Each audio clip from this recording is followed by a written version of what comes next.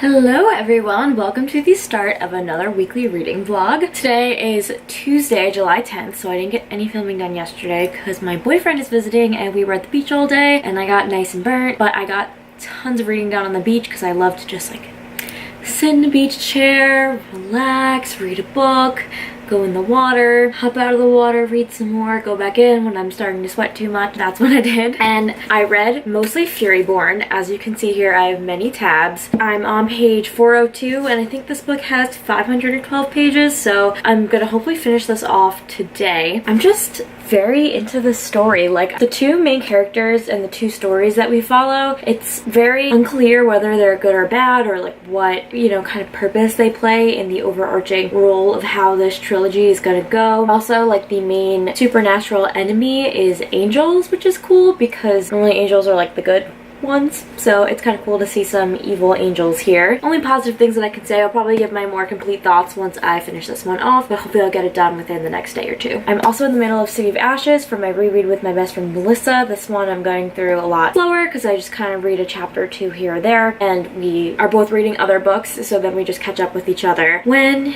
you know, we get around to it. So this one I'm on page 207 and there's 453 pages total, so I'm almost halfway done. Again, I'm just having a lot of fun with this reread, and I'm going to go into a little bit of a spoilery discussion, so if you haven't read this book, I'm going to put spoiler on the screen, and when it's gone then you can unmute or like skip to whatever. But I just read the scene where after Clary and Jace have that kiss in the Sealy court and then they're talking and Jace is like, we could just date in secret. And I'm like, this is so cringy. Like, there's a reason no one else has like tried to use this like whole sibling trope since Cassandra Clare, because it is really cringy. And I get that this series is like beloved, and yet there's like this whole like weird sexual tension between them being siblings. And like, I get maybe if Clary was just trying to get over her feelings for Jace because she like randomly found out that he's her brother, but for him to just be like, we can date, no one needs to know, is like a line that I feel like maybe shouldn't have been crossed. And I mean, I know in the end, I guess this is a spoiler for the whole series, but I've read this before, so I know that they aren't siblings,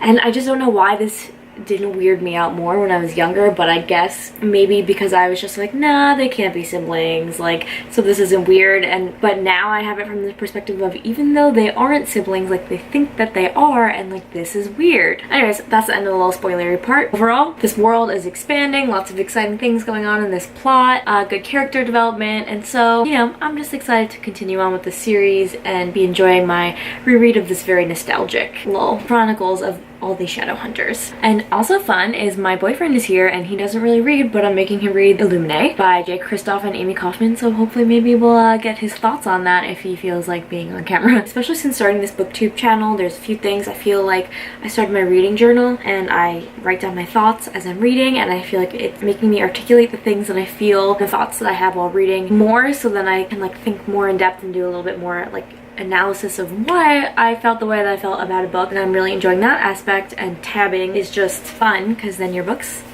look like this and you can go to all the moments that you love, and you can also just like pet your books like this. Is that weird? Maybe. But yeah, I'm also really looking to maybe try reading some like more graphic novels or comics or manga. If you have any recommendations for a good starter series, please let me know, because I am just looking to read every sort of thing. So if you know what would be good for me, let me know. Also, very random, but I mentioned it before that I'm a competitive powerlifter, but I really suck at running, and I've decided that I'm just gonna like start running at the gym, and it is a really good workout. And I get so sweaty and like I still suck at running. Like, I'm so slow and I have to yell at myself in my head repeatedly words that are not suitable for booktube. You know, I say some mean things to motivate myself to run, but it's been really fun. Right, Al, what are your thoughts on this brick? It's like reading a dictionary. How would this even be pleasant to read? It'd give me a migraine headache.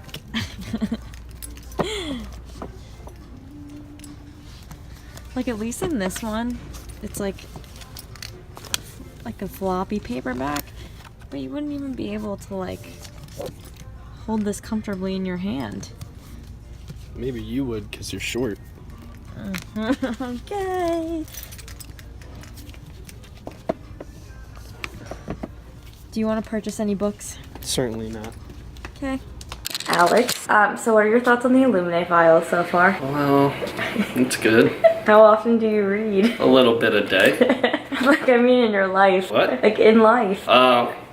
Hardly never. Do you like reading? It's okay. Do you feel like I'm forcing you at gunpoint to read the Illuminate files? A little bit, Is that motivating you though? I suppose. It's actually not that bad. It's good, right? Yeah. Will you like invest in a copy? You can read it at home? When I visit, I'll read it. It's gonna be months until you read it again. Any other thoughts while you're in the spotlight? No. Interview over, get out of my face. Yes. Bye. I'm gonna go read. Do you wanna help me pick out what book to read next? Nope. Illuminate files? Maybe. Would you read them on your own? Possibly. It's not enough for me to invest. I need to know.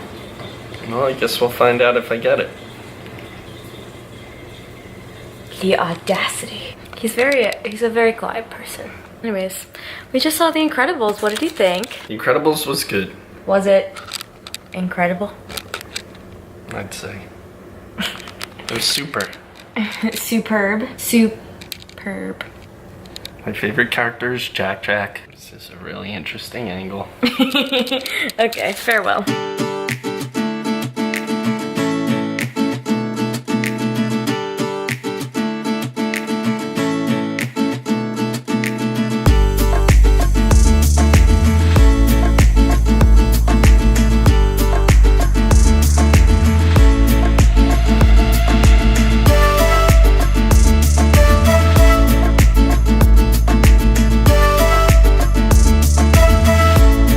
So today is Friday, so woo, Friday, June 13th, so ooh, Friday the 13th. It's a little spooky, a little eerie. But yeah, I haven't gotten much clips this week because my boyfriend was visiting and we were just like running around, going to the beach, doing fun stuff. We went tubing yesterday and now my legs are very bruised from when I got projectiled off the tube. I'm sore. It hurts. But because we did go to the beach so much, I got a lot of reading done. I finished Furyborn, which started last week, and I absolutely love this book. It's definitely the start of a new trilogy that I will definitely be picking up next books too. As you can see, I tabbed it. I think the thing that really made this book for me is the two stories take place 1,000 years apart. We both have these two lead female main characters, and while they're different, they both are difficult women, and they don't let society's notions of like what they should be kind of dictate how they act, and so they're difficult and they like lust for power and they have a lot of rage in them,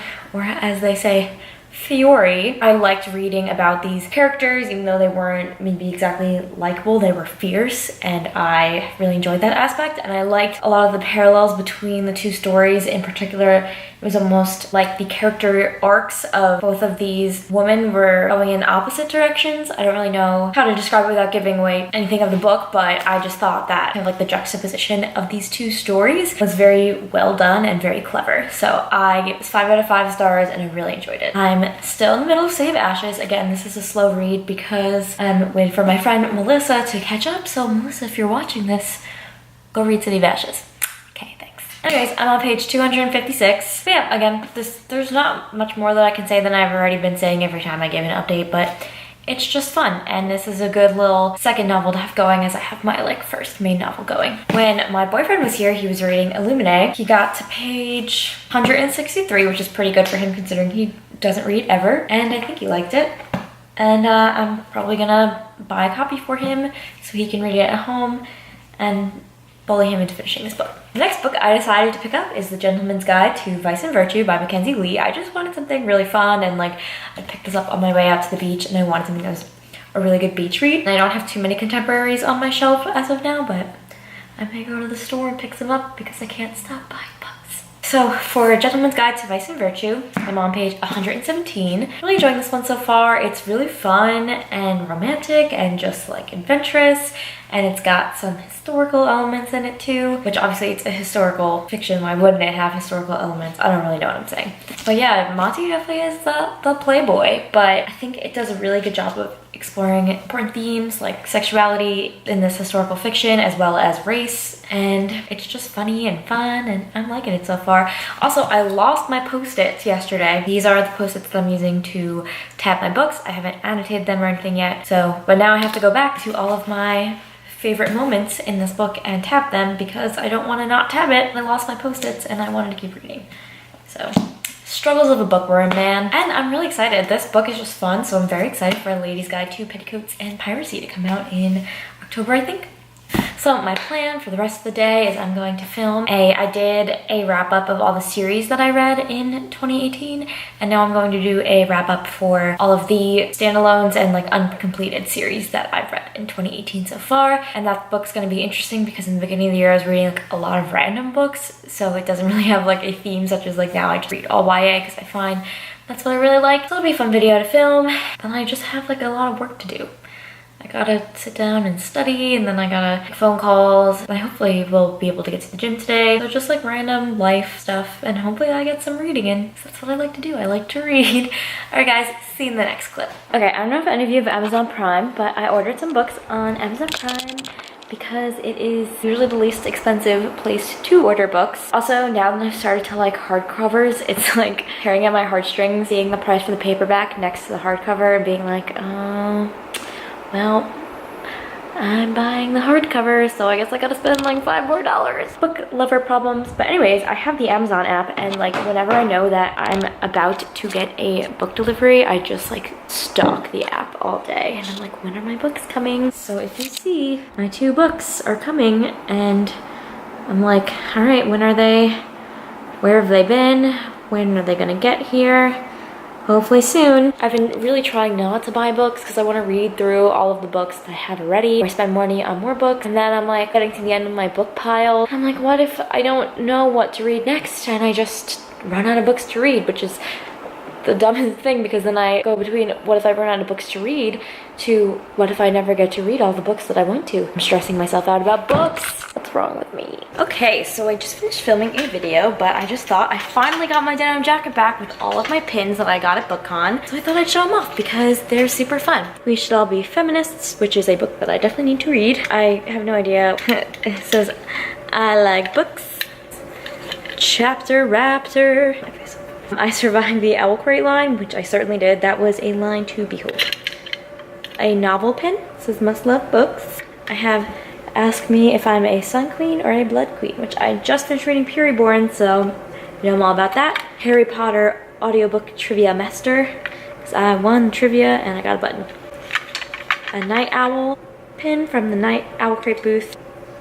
The Peculiars Are Coming to America. It's a little cow and it says ooh, and apparently some lady just came up to me and my friends and she's like, I'm releasing a children's book about a cow, here's a button, it's called ooh. I was like, alright, it's a cute cow, I'll take it. A pin that says This Time I'll Fight, which is from Rebirth Gates, which you know how much I love that book. Harry Potter 20th anniversary pin. When in doubt, go to the library, which is actually from my Owl Crate May box. And then a Grishaverse pin, and I took a quiz and I am in Erythrology. I also have a few other pins that aren't on my jacket. So this is from the June Owl Crate box. It's a little Ferris wheel. Again, from the May box. This is from Sky and the Deep by Adrienne Young. This is Breathe Fire. Cool pin.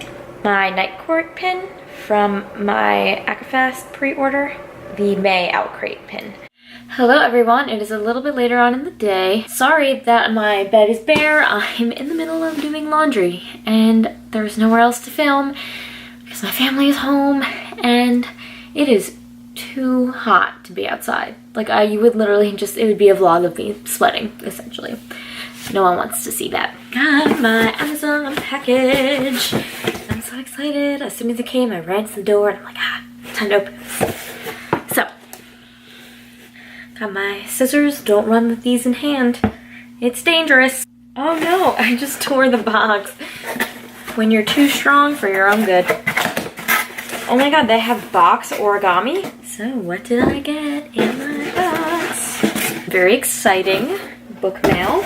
Got City of Glass. The next one. I am just in love with these spines and I need them on my bookshelf. Happy to have this. We have Simon on the cover. But Melissa told me that she's putting City of Ashes as her priority book, so hopefully we'll finish this soon and get to City of Glass. And the next book, I figured it's summer now, probably the last free time that I have before I start my career. So I picked up The Throne of Glass by Sarah J. Maas, and I knew that I was going to get around to this one soon, so I decided to just bite the bullet and get it. It is so weird seeing this book in person and having it as my own, like after just seeing it everywhere around. I know it's just going to be a guilty pleasure read for me, and I can't wait. Interesting. It says on the back, Selena is as much an epic hero as Frodo or Jon Snow. Guess I will have to be a judge of that for myself. But everyone loves the series, and I know anything that like everyone else on BookTube loves, I usually love. Hello, it is Saturday, July 14th. Update, I'm almost out of my little post-its, and I saw I was running out, and I'm like, this is a good excuse to go to Target. I got some more. To update you on my reading in City of Ashes, I'm on page 256, which is like the middle of like a chapter because I think I had to put it down because my mom was yelling at me to do something. Melissa said she's going to be picking this book up as her priority book, so hopefully we'll finish this soon. I'm going to read a little bit of this during my break, and I've also been reading The Gentleman's Guide to Vice and Virtue. As you can see, I've been going a little bit overboard on the tabbing. I think I just am really enjoying tabbing so far, so I just tend to like use 10 million tabs. But you want to know what? If something makes me feel something enough that I feel compelled to tab it, then I should. I shouldn't feel like I have to have too little or too many tabs. I'm on page 200. I'm really loving this so far. I think all the characters are so precious. They all have well-defined personalities. I also totally forgot to mention that I read The Prince and the Dressmaker. Since it is a little bit of like a thicker graphic novel, I wasn't even expecting that it would be so quick to read through, but I mean, I guess it is mostly pictures, that's why it's a graphic novel. But I really enjoyed this. I gave it 5 out of 5 stars. I thought it was just so adorable. Hello, so it is later on in the day. On my study breaks, I was reading City of Ashes, and I'm now on page 322. I'm actually enjoying this one a lot more than I enjoyed City of Bones. I think some of the problems with the writing that I had in the first book, which you can hear my thoughts about that in my June wrap-up, I think that the writing is just more appropriate for the audience, and it's a lot more engaging, and also just like there's so many things going on, so much angst. It's just so fun. Today is, oh, there's a mosquito in my room. So today is Sunday, so I'm wrapping up this reading vlog now, but it's so itchy. The mosquito in my room probably bit my foot. So what I'm going to do right now is I noticed in the back of An Ember in the Ashes, Torch Against the Night, and Reaper Gates, Saba has like in her acknowledgements section, she writes some songs that she thought like helped to influence her creativity when, I guess, like writing this book, and then she listened to and like inspired the characters and the story and stuff. And I follow her on Instagram, and she's always posting cool songs in her Instagram stories. So I figured I'm gonna go look up those songs and like create an Ember in the Ashes playlist on my computer. So I'm gonna do that now. These are my stickers on my computer. Just, I always love to see what people's stickers are, so it's so fun. I love decorating my laptop case. Someone else has probably already done this as well, but I'm just gonna do it for myself because I want to, because then I have control over the playlist if she like ever adds anything on IG.